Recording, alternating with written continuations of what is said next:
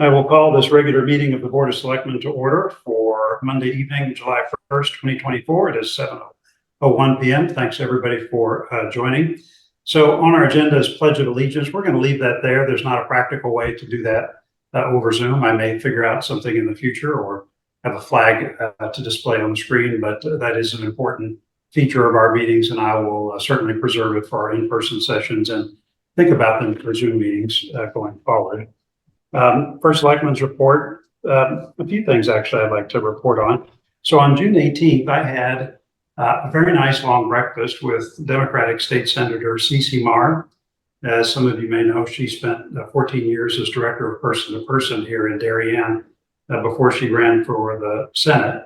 And it was just a very nice conversation. I had met Senator Marr once before, but never really had a chance to get to know her. But thanks to her for spending time with me and actually coming all the way down to Darien from Wilton, where she lives. So it was a very nice discussion. So thank you to the senator.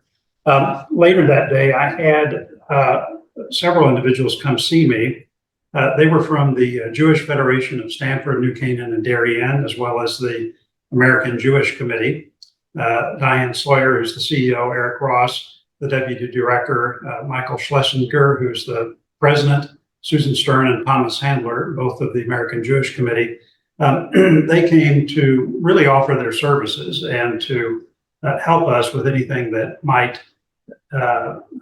befall us in terms of anti-Semitism or anything like that, or simply just to provide an education on the services that they provide as an organization. It was a very, very helpful discussion. They were quite gracious in that meeting.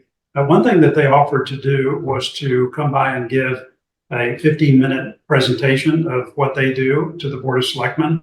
I think that's a good idea.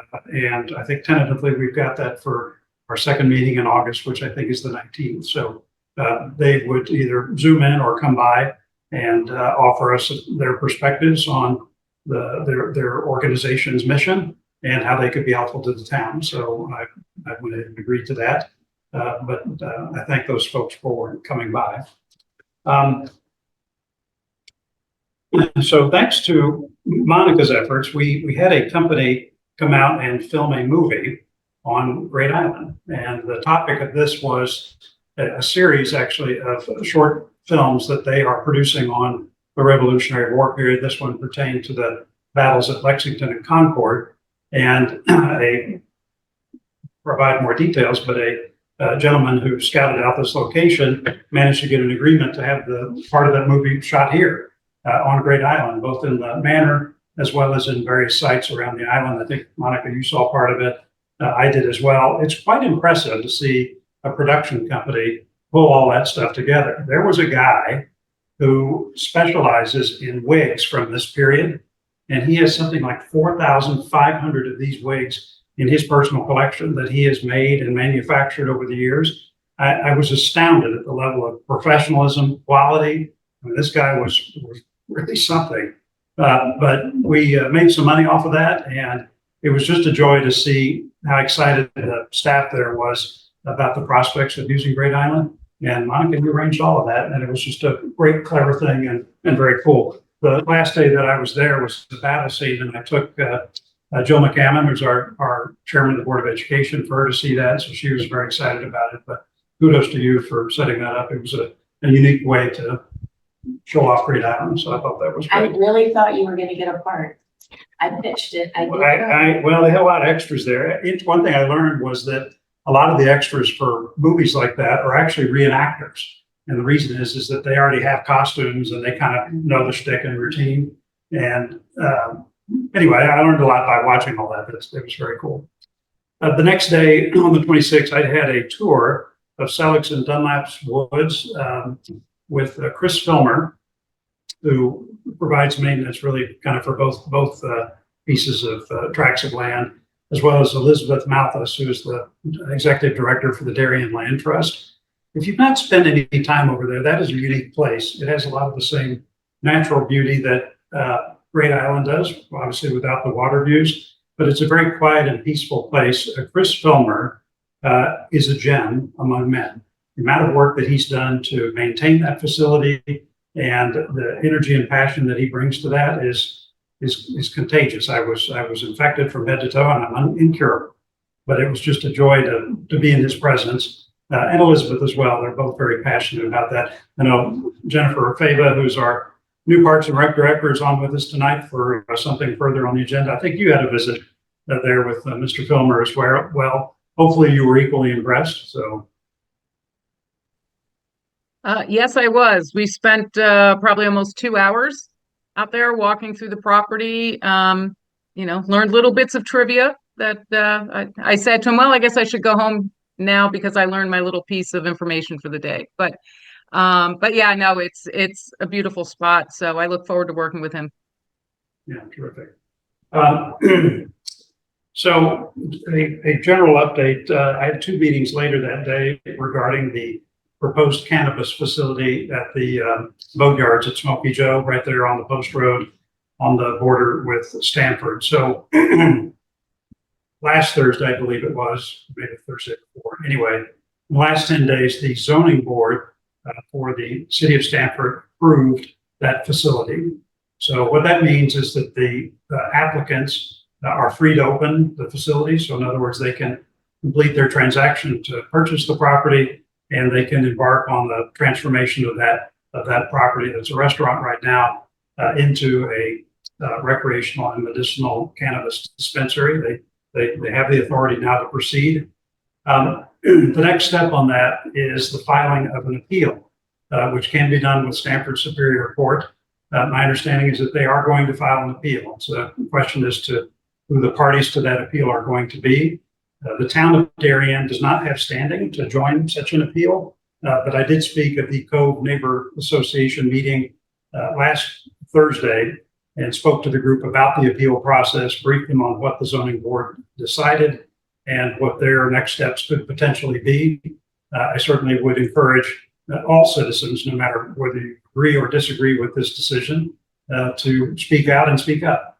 So I encourage that group. Obviously, they were mostly assembled to protest or to explore next steps with that, for them to pursue their rights. And to the extent that they need help from me or have questions for me, I certainly will try to assist them. I remain convinced that my perspective, which I've offered publicly and on video, is that Stanford has made the decision to permit these facilities. They are within their right to do that. I think it is a mistake to put it right on the Darien line, right on the post road. They can have those in industrial areas in Stanford, but to put them right next to Darien residents and businesses and in close proximity to the YMCA and to preschools that are at several local churches on the post road, I remain convinced that that's inappropriate and unwise, and they should not do it. So I'm supportive of any effort to appeal the decision of the Stanford zoning board. Another nature tour I had. So this past Friday, my good friend Frank Kemp, my other good friend Bill Wright, took me and John Keena, our harbor master, on a boat tour of Holly Pond. I had never seen Holly Pond from that perspective, certainly in as much detail as those 2 gentlemen offered. But it is just another amazing spot to have in the town of Darien. It's a terrific asset. It is something that we should strive to preserve. And I was very grateful for those 2 gentlemen to take us on a tour. More to come in terms of some potential project work out there. And then this past Saturday, there was the Northern Fire Department annual party and fundraiser and raffle. If you ever have a chance to go to these things and you have not, that is a great party. There were hundreds and hundreds of people there, every kind of unhealthy food that you can imagine. Everybody had a great time. They had live music. They had a raffle. I still haven't heard who won the $20,000. I put all the tickets in my wife's name, and she's in Massachusetts today and hasn't called me to let me know she won. So I guess it wasn't her. Anyway, big fun. You should definitely go next year if you have a chance. A couple last notes and I'll wrap up. We had a couple of retirees this past week in town hall. So Angela Clark, who retired from the fire marshal's office, she'd been with the town for 32 years. And farewell to our director of health, David Knauf, who worked for the town for 16 years. Both those folks had their last day in the office last Thursday. So Godspeed to both of them, and thank you for all your efforts. In David's retirement, we have a new director of health. Her name is Mindy Chambrelli. So Mindy has been with the town. Kate, how long has she been with the town? I can't recall. I think about 10 years.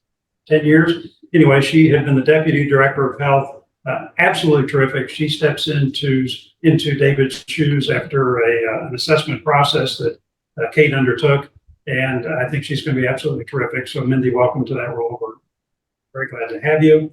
And then finally, town fireworks. Those fireworks are set to take place on Friday, July 12th at Darien High School. I believe there is a rain day, and there are details of this on the town website and the Parks and Rec page on the town website. Note that all the parking passes around Darien High School have been sold out, but you could certainly walk there. You could get an Uber there, and there's probably some street parking not too far away that you could get. But that should be a lot of fun. Certainly encourage everybody to come and see our fireworks display on the 12th. That was all I had, unless anybody had any questions. Oh, yes. There is, thank you. On July 4th, so this Thursday, there's a parade. So this is going to start at the Darien High School. There's going to be a number of kids who are going to be reading sections from the Declaration of Independence. I will be the master of ceremonies to try to keep all that organized. And right after that, we're going to have our annual push and pull parade. This is where kids come in and they decorate their wagons and strollers and bicycles, and it is a gorgeous chaos. I mean, it's something.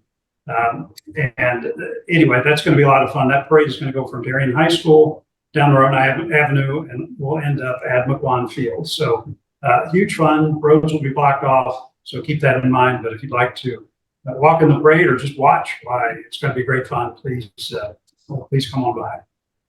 Thank you. So that's all I've got. Kate, Town Administrator's report.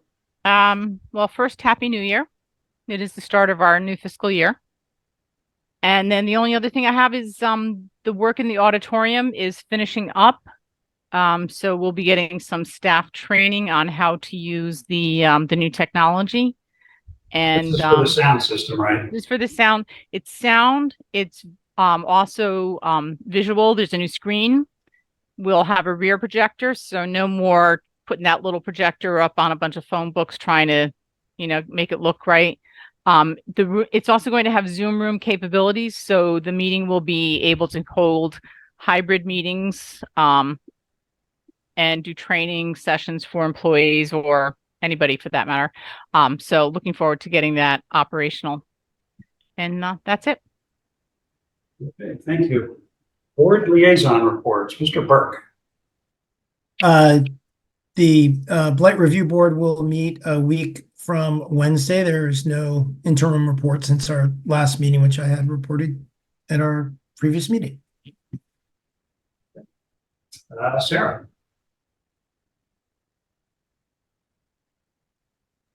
Sorry, I couldn't find the unmute. The Henley Homes and Royal Building Committee will next meet on Wednesday, July 17th at 6 p.m. It will be a virtual meeting, and that's my only update. Thank you. Okay, Monica. On the 17th, right after our meeting, the RTM approved the consultants for Great Island. And so the next step there is for a kickoff meeting with the consultants and the committee. And we will be preparing for the public outreach meeting that will happen mid-September. Yeah, the only thing I might add to that is that we've had outreach from folks encouraging us to get a lot of public input into the idea generation for Great Island. And I can say that's front and center for what these consultants have proposed. They recognize the importance of getting smart community input. And by smart, I mean it's organized and delivered and conveyed in a thoughtful way. They're very much on top of that and will ensure that we cast a wide net in terms of getting ideas and making sure that the public is engaged in an efficient way. So is that a fair statement? Good. Public comments. Any public comments, Kate? Not to my knowledge. There is one member of the public here. I don't know if they want to make a comment. No. I'm going to say no. So Hearing none. See it? Okay. New business, review and approve the fiscal 25 operating budget for Great Island. Kate. So the operating budget for Great Island is a special revenue fund, and we approved it mid-year last year for the fiscal 24. We did not have it ready to go when the Board of Selectmen was approving the budget during the process, but we did have it ready for the RTM. They have approved it. So we're asking the Board of Selectmen to formally approve it now.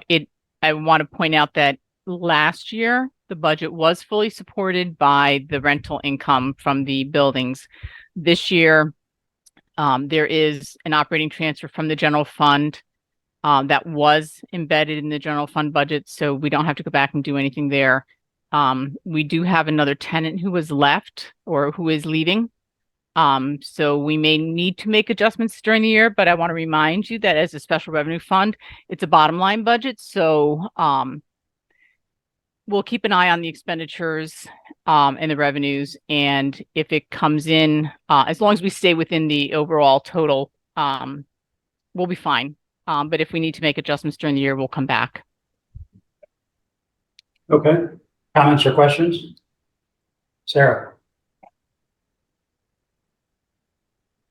I'm wondering if we will be getting regular updates on this budget. As far as, the kind of facility repair and maintenance, do those expenditures come through the Board of Selectmen? You don't have to approve each and every one, but I can ask finance to give me a copy of the report. They do report to the Board of Finance every month on it. So I can ask for a copy of that when they have it ready to be sent to the Board of Selectmen. That'd be great. Thank you. I appreciate a copy. Just more broadly, we've kind of talked about that before, and then just making sure that we've got the same Board of Finance reports on that to where we can take a look at those expenditures on a regular basis, I think is a great idea. So let's just include that as a regular attachment to the Board of Selectmen materials. Sure.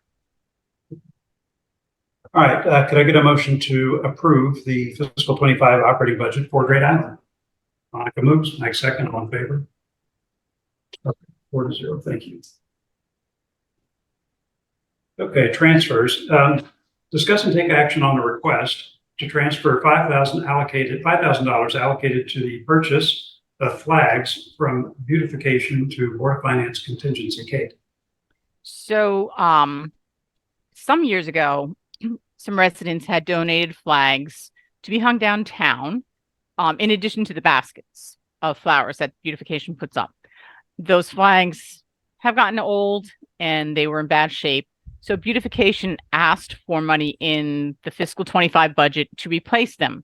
I had taken it out and either the Board of Selectmen or the Board of Finance put it back in. And then the people who donated the original flags donated some more. So we don't need the $5,000 that was put in the budget for the purchase of the flags. So we're recommending that $5,000 go to contingency. Questions? Kate, do we recognize the people that made this donation in any way? Do they want to be anonymous? I don't know the answer to that. I can find out. And if they want to be recognized, we can do that at a future meeting. And I want to just give a shout out to the beautification. The baskets in front of Town Hall also look beautiful. Yeah, that's very much appreciated. Okay.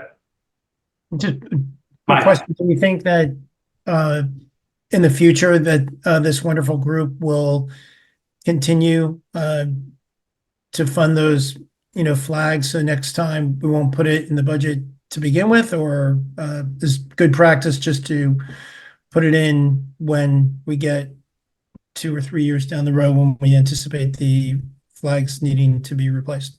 I don't know the answer to that, Mike.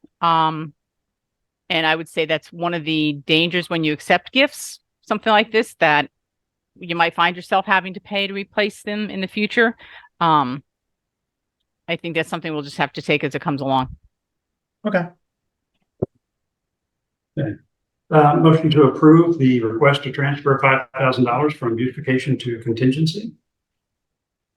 Sarah moves. Monica seconds. All in favor? Okay. Thanks. Next transfer, discuss and take action on a request for a transfer of $25,500 for preparation of a bid package for the improvements to Pear Tree Beach. So this pertains to a proposal that had been pulled together by Weston and Sampson. Just to review, what we're talking about here is 3 specific actions or work streams that they propose for the area around Pear Tree Point Beach. The first one pertains to erosion of Pear Tree Point Beach, as well as flooding that we've had, and which a number of you have seen in photographs that have been sent around. Anytime we've got sort of heavy rain over a short duration, particularly if it's at high tide, you can have practically the entire parking lot flooded. And so one of the things they're worried about is not just the parking lot itself, but potential erosion of the beach that abuts that parking lot. And so what they have created is an engineering plan to try and significantly mitigate. We never can get rid of every flooding risk, but to significantly mitigate the potential for flooding and future beach erosion. The second piece of the proposed work entails the rebuilding of the sort of boat launch that is there at the sort of top end of the parking lot at Pear Tree Point Beach. This replaces a boat ramp that is essentially too shallow, right? So if your boat ramp is too shallow, you got to drive well into the water before your boat floats off the ramp, and it's been a problem for a long time. The third piece of work is to actually dredge the area around the boat club, and so this would go from the where the boat ramp basically is at the top of the parking lot all the way around to the gas pumps. That dredging for around the boat club, I think, was last done in 2001, so it's been a long time. And when Weston and Sampson, working also with Redness and Mead, came up with this proposal, they had a cost estimate of a little over $6.6 million. And I forwarded around the presentation on that earlier so that you could take a look at some of the numbers, but those were just their estimates. So the purpose of this request for $25,500 is to really fund Weston and Sampson to go out and develop the bid documents. And so the bid documents would provide basically all the information that any contractor would need to bid on this project, all 3 parts. And then hopefully we would have a number of bidders and be able to select the low cost bidders. So that's what we're dealing with. As I said before, I've seen this material up front and close. I've been, like many of us, have been over there when it's had heavy rain or flooding. And I've talked a lot to Craig Flaherty, who has led a lot of the engineering around town on flooding generally. That beach is at risk. There's no doubt about it. And this is a smart investment, in my judgment, to try and mitigate the worst of some of the flooding and changes that we've seen there. So that's where we are. I didn't mean to talk that much. I kind of wanted to hand it over to Jennifer, but Jen, you've been over there and seen some of this yourself. What can you add? Yeah, well, you took away my everything I was going to say, but it definitely does need to be looked at. And I think, as you were mentioning, the way for us to get real numbers is to be able to put this out to bid and see how it comes back. Just 2 other points that I would mention, just as a reminder, is, as was discussed in that May 6th meeting, the certificate of permission from DEP was issued in October of 2022, and it's valid for 5 years. 5 years. So we're already about 2 years into it. And there are portions of time where they limit activity that can happen in order to protect certain fish and shellfish. So we don't even have that full 3 years. So it is something that we would want to move on. And the other part, that permission, Jennifer, that permission is for what specifically? It's to be For able the to do dredging. the kind of work that we're asking for, because it's on the shore. We're within the coastal jurisdiction line. We have to get permissions from the Connecticut state of Connecticut DEP. So for us to do any of this work, we have to have that permission in place, that permit. So aside from that, we did take this to the Parks and Recreation Commission as well, just for their support.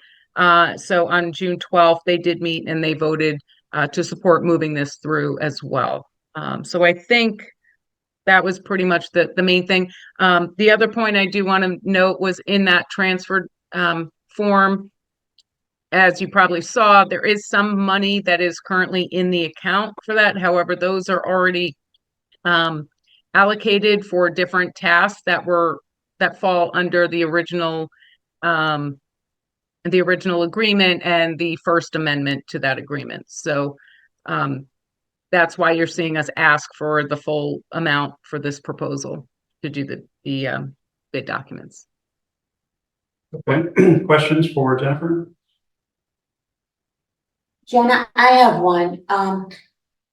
With the transport and the disposal of the material that's dredged, is that number a worst case number in case this is contaminated and we have to move it from A to B? You mean what was in that? Well, you're going to have to take it somewhere. Right. So there will be a disposal cost regardless. It's just going to depend, I think, how it comes back and is tested. But again, what was in the information that was sent around before was simply an estimate. We won't really know what people would charge until we bid this out.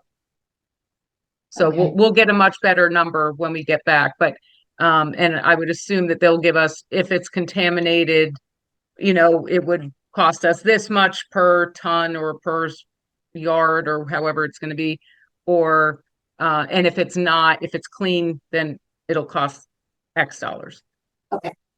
That answers my question. Thank you. And Jennifer, one question for you. I don't know in your early days whether you've talked to anyone about the improvements at Pear Tree Point Beach and whether as part of this process or this project, there's been any comments about other work we should be doing there, or in your opinion, after visiting it, whether you would suggest some other work should be done in conjunction with this on the off chance that it would be efficient to do so? I have not heard of anything, and nothing jumps out at me at this point. Unfortunately, I haven't really seen it in probably the worst of times under huge storms. But You will at have this that point, no, opportunity. I know I will. But at this point, I haven't seen anything else that really jumps out that would make sense to try to wrap it into this. Okay. Kate, anything else on your end? No. Okay. Other questions, discussion? Okay, could I get a motion to approve the transfer of $25,500 for preparation of this bid package for Pear Tree Point Beach? Sarah moves, Monica seconds, all in favor? Okay. Thank you very much. No, thank you, Jennifer. Appreciate it. We've got a minutes out for both the regular meeting and the special meeting on June 17th. I have read through those minutes and did not have any correction or changes. I did notice, by the way, Kate, had gotten out the survey for our parking lots, which is something, Mike, you had mentioned as an agenda review item last week. So, Kate, thank you for doing that. When's the deadline for the survey response? I didn't put a deadline on it, but I've gotten about 475 or so responses. And Okay. I love Darian. We respond well, don't we, to these surveys? I had a ton in the first day, and I'll tell you the overwhelming majority say that they don't expect their commuting habits to change in the next year or so. Okay. Before we approve the minutes, one thing I'll do this in agenda review. Okay. Comments or corrections on any of the minutes? I do. On the voting for the Parks and Recreation Commission appointees, it has me voting nay to Cindy Banks and nay to Terry Bach. And I don't believe that I voted nay to either of them unless you voted. Every single appointment was unanimous except for Lori's, and you had voted against that. Okay, Kate, could you make those changes? Yep, I'll make those Mike. changes. Thank you, Mike. I missed that. Thank you. Okay. Other corrections? Okay, could I get a motion to approve the minutes as corrected for both the regular and special meeting for June 17th? Mike moves, Sarah seconds, all in favor? Okay, thanks. All right, agenda review. So it's come up a few times, and Kate, we talked briefly about this, and I'm sorry I didn't mention it earlier today. I think it would be valuable to take another look at parking lot technology. So we've looked at this in the past about potential replacements for hanging tags, and it might be a good idea to just take another look at that to see if that technology is advanced or if there are other providers that could come out and provide us something that is a little bit more of a 21st century solution to that. It's a source of a lot of those hanging tags, and our system in general is a source of a lot of parking ticket frustration. Yeah, It's worth taking another look at. I checked with our current provider. They do not have the capability. Actually, our current provider and a firm that has proposed taking over our ticketing, neither of them have the capability of doing what we need to eliminate the hang tags. We are looking at a different hang tag for next year that will be less smaller. It'll be smaller, less bulky, whatever. So that should help, but we can put out an RFP to see if we can get a company that can do the enforcement and do what we need. We have not found one to date that both does it and gets decent references. So we'll give it another shot. Okay, worth another check, I think. Other things for agenda review, anybody? Sarah. Two things, and actually I would have asked if Jen had stayed on, for Parks and Rec related. One is I hear complaints about the fireworks dates, and I know in the past it was an issue. I'm wondering if we have a new director, if we can, we may have to get on it quickly. I know people sometimes, the towns rather book possibly several years in advance, and if we can maybe move the fireworks closer to July 4th, maybe next year and in the future. I think I know the staff is aware of that. And I'll tell you, I think I'm not sure if it's next year or the year that the World Cup is in the United States. It's going to be difficult, from what we understand, to get fireworks, period, because of what they're expecting around that. But, we can, we'll do our best. Sure. Okay. And then the second one is, John, I don't know if you've been to Cherry Lawn recently.